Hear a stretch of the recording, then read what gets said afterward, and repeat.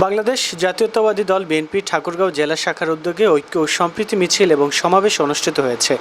সোমবার দুপুরে দলীয় কার্যালয় থেকে মিছিলটি বের হয়ে শহরের বিভিন্ন সড়ক প্রদক্ষিণ করে একই স্থানে গিয়ে শেষ হয়।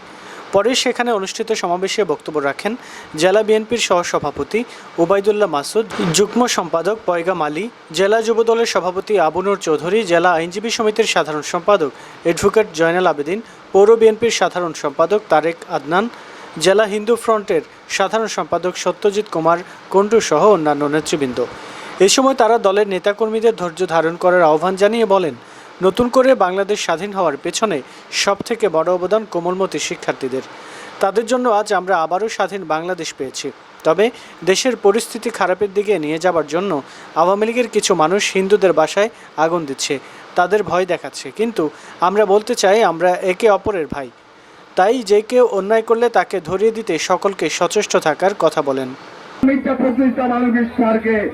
তার মানে এই নয় যে বিএনপি সবকিছু ভুলে যাবে। আমরা প্রতিটি মামলা আমাদের উপর যেমন অজ্ঞাত মামলা 200, 400, 500 করে আমরা ভারতকে বলতে চাই, আপনারা আমাদের বন্ধু, আপনারা আমাদের প্রভু নন। আমরা স্বাধীন সার্বভৌম রাষ্ট্র। বাংলাদেশে আজকে একটি দুর্যোগের অবস্থা।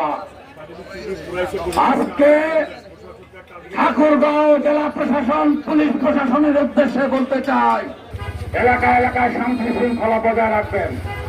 তবে যারা কাল্পিক, যারা অত্যাচার করেছে, তাদের ব্যাপারে কোনো ছাড় নাই। উনি প্রমাণ করলেন যে ভারতের সঙ্গে তার সম্পর্কটা অনেক পুরনো।